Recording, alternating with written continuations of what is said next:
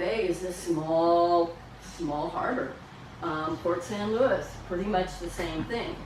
And they are looking at bringing these cables, they are looking at basically industrializing the Central Coast, at least 2 of our ports. And this is a picture of, this is an OSW port, and it's on the East Coast.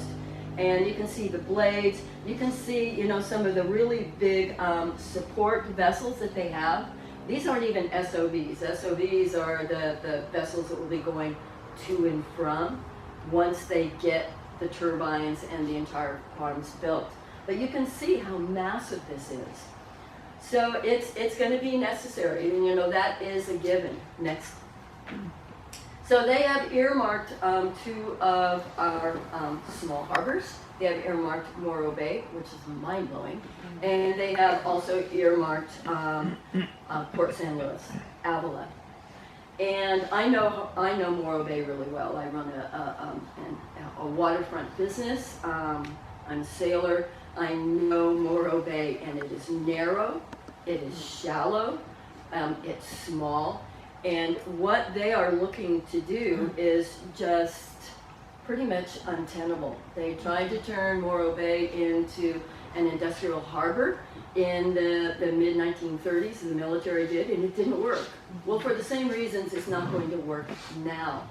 But if you can imagine what it is going to do to our community, they would have to commandeer the entire waterfront from Beach Street going north to rebuild, you know, and to accommodate for 320-foot SOV vessels, and for the vessels that they have that would be taking the employees to and from the site. So it would be, and you know, they're going to be doing a small amount of staging. So this is an example of an SOV vessel, and you know, they're generally right around 300 to 350 feet. Right now, there is no way. The majority of the vessels that can come in, other than the Aquina, and they have a hell of a time turning around when they come into dredge, are usually 150 feet max, 20-foot beam, and 15-foot draft, and that's all that we can handle. So the kinds of changes they would have to do to make our small harbor accommodate this industrial port is just, it's just not something that can happen. I just want to point out one little thing on that picture there. See the oil tanks up in the far right corner? Yeah. Each turbine uses over 300 gallons of oil that they have to change at least once a year. And so all the harbors are going to have oil tanks sitting there for resupplying oil. Yeah, next. Just a little. Okay, so this is Port San Luis, and these guys have not a clue. What they have planned, or potentially planned for Port San Luis, is a much larger industrial port. It will be staging, operations, maintenance. And what you have over here is you have the beautiful little town and beach and the places that all the tourists love to go to right over here. And what they are going to do is, this is what they're planning, and what most people don't realize with these industrial ports, especially the ones that are staging, is not only that pier going to be huge, and they are going to have blades, and they're going to have pieces on there, and they're going to have big SOVs coming in, etc. They will have partially built turbines staged in the middle of that small bay. So it is literally going to destroy that entire community. And most people there don't know this is going on. So that's why what we're doing today and what we can do as part of this movement is to really start to let people know what's going on. And then, you know, and then if they put in this new breakwater, that would create a whole other, so the engineering side of it would just, it would be completely different now. And it would bar up, and they would be creating all kinds of issues. Next. So here are some of the build-out costs. And the cost of these projects, I already talked about the fact that the oil companies are going to be making bank with on several different aspects.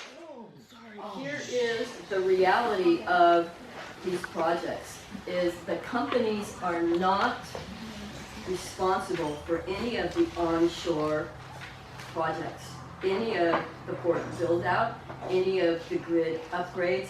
The only thing that they are going to pay for are their turbines, substation, and that part of the project. What is going to be responsible? We are going to be responsible for the costs of the build out to the tune of billions, 11 to 12 billion to upgrade the existing port infrastructure. And that is estimated to probably need to have additional 6 billion in changes, in upgrades to happen after they get that going. So it's, so people want to know, well, where's the money coming from? Number one, subsidies. These are highly subsidized projects, but the funding comes from local, state, and federal governments, private investment firms, developers, manufacturers, and port owners. And I mentioned the kind of square miles that they actually want to commandeer going into the future. And this is what you're looking at. If they were to build out the kind of energy structures and infrastructure that would be needed for the 25 gigawatts that they have planned, your cost is $125 billion. It is a very, very, very expensive technology, and it is still being developed. And the substations and the turbines that they're looking at wanting to use still have not been designed. Next. Okay, so this slide says green, sustainable, renewable.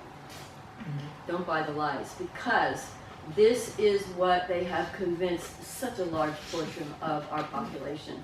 It has been the most egregious example of government and corporate spin of a project I've ever seen in my lifetime. This is way above and beyond anything we've seen. So they say, oh yeah, but this is green and it's sustainable, it's renewable. No, it is not green. Here's the reason why. If you take a look at the turbines, and just the turbines themselves, they barely emit any CO2. That is absolutely true. But you don't look at part of a project to find out how efficient it's going to be and what the costs are going to be. You look at the whole thing. If you look at the entire project, you look at the industrialization of our ports, you look at the pre-construction survey boats, the amount, it is incredibly fossil fuel intensive. Right. The boats that are going back and forth, the industrial ports are reliant on fossil fuels, period. And the mining. End of story. The kind of mining that goes into the development of the materials to actually build the turbines, it is, if you look at the big picture, and you have to look at the big picture, the costs are just huge. It is not a green industry, and they would love you to believe so. Sustainable, how can you call an industry that is going to damage so much of our ocean and is going to damage our economies and damage the entire Central Coast sustainable? And how can you call an industry that basically they can't recycle any of these parts?